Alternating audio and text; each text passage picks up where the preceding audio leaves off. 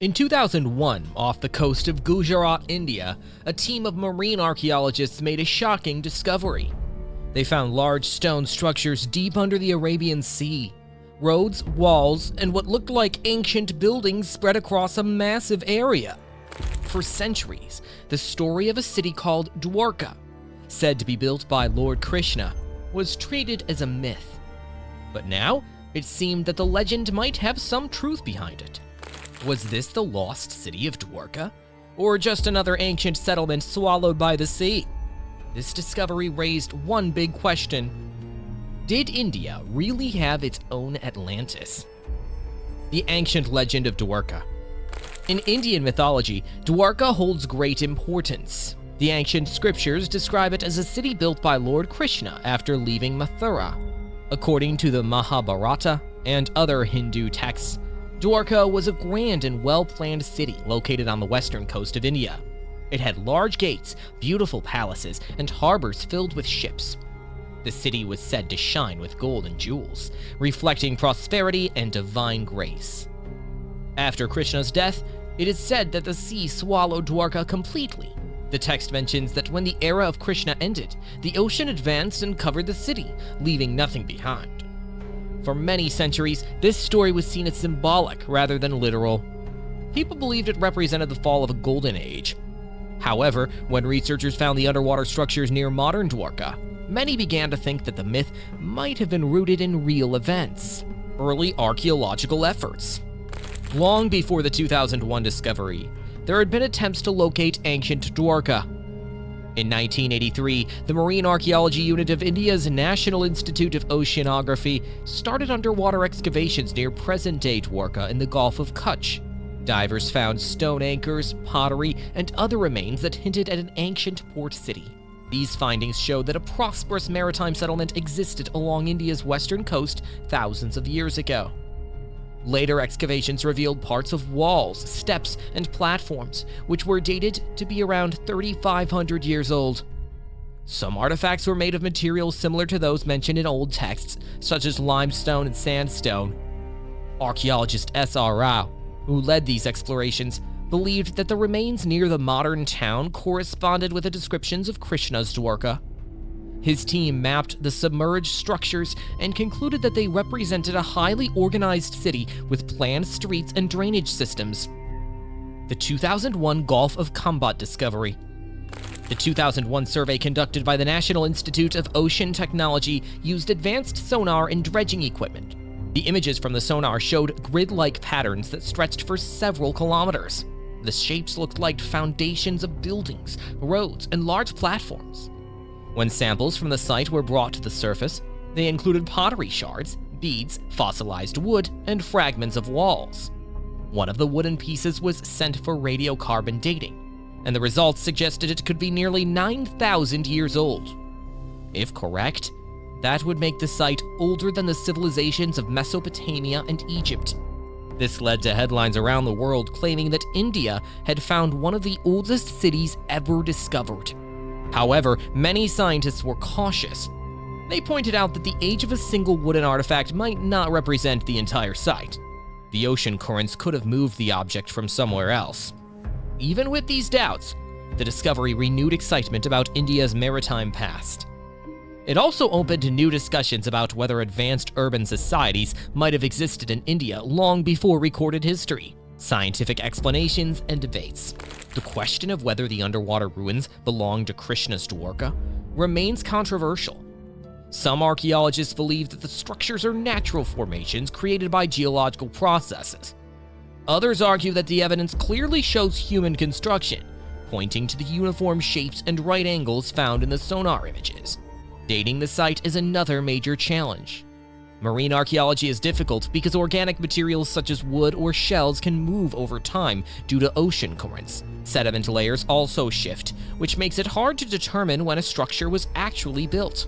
Some examples from the Gulf of Kambat site suggest great age, but these results have not been confirmed by multiple independent studies.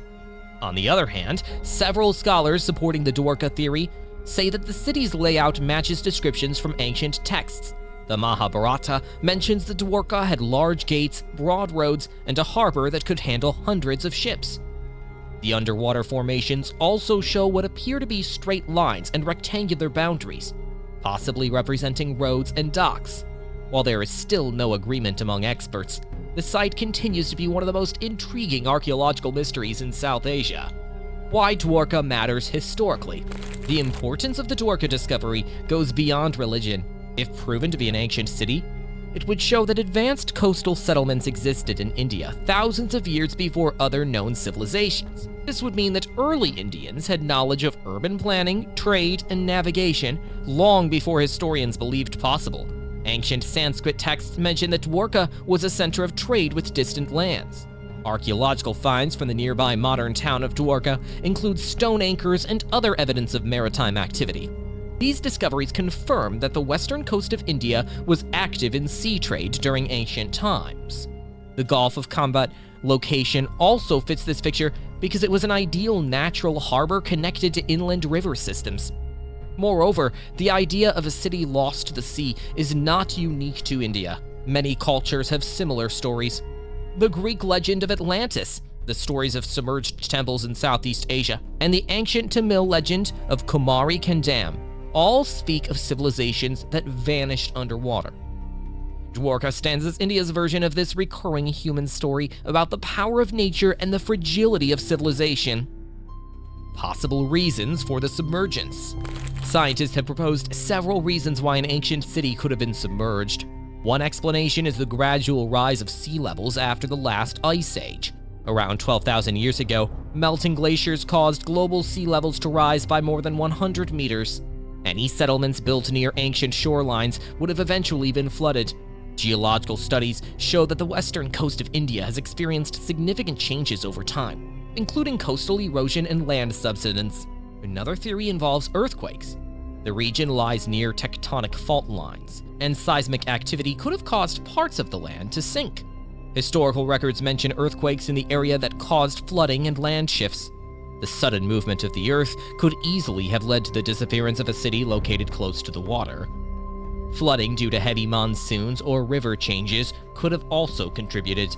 These explanations suggest that even if Dwarka's sinking was not as sudden as mythology describes, it could have happened gradually through natural processes over many centuries. This combination of environmental change and time may have completely buried the city under layers of sand and water. Present-day Dwarka and ongoing research. Modern Dwarka is a small coastal town in Gujarat, built close to where the ancient city is believed to have existed. It is an important pilgrimage site for Hindus and is home to the famous Dwarkadish temple dedicated to Lord Krishna. The nearby sea continues to attract archaeologists and divers looking for evidence of the lost city. The Indian government and several scientific organizations continue to fund marine studies in the region. Each new survey adds more detail about the structures found underwater. Although no conclusive proof has been found that connects the ruins directly to Krishna's Dwarka, the findings confirm that an ancient settlement did exist in the area. International collaboration is also increasing. Researchers from Japan, the United States, and the United Kingdom have shown interest in studying the site because it could help in understanding how ancient civilizations adapted to climate and sea level changes, cultural and symbolic meaning. For many Indians, Dwarka is not only an archaeological question, but also a matter of faith and pride. The story of Lord Krishna and his kingdom is deeply woven into India's cultural and spiritual history. From a cultural point of view, Dwarka represents resilience and renewal. Even if the city was lost to the sea, its story survived through generations. The legend continues to inspire research, art, and devotion. It reminds people that civilizations rise and fall, but their stories continue to shape the future. The continuing mystery. After decades of research, one truth remains. The mystery of the sunken city of Dwarka is not fully solved. Some evidence points to an advanced settlement that existed thousands of years ago. Other data leaves room for doubt.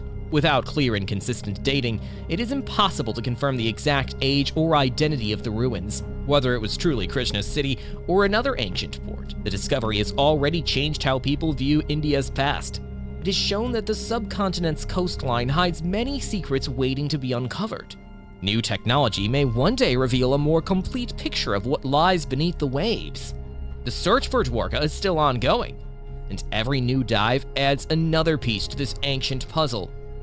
Perhaps the truth lies somewhere between legend and reality, where history and faith meet in the depths of the Arabian Sea. The story of Dwarka reminds us that history often hides beneath the waves, waiting to be discovered. Do you believe this was India's real Atlantis, or just a legend? Share your thoughts in the comments, subscribe for more historical mysteries, and keep exploring the secrets of our ancient world.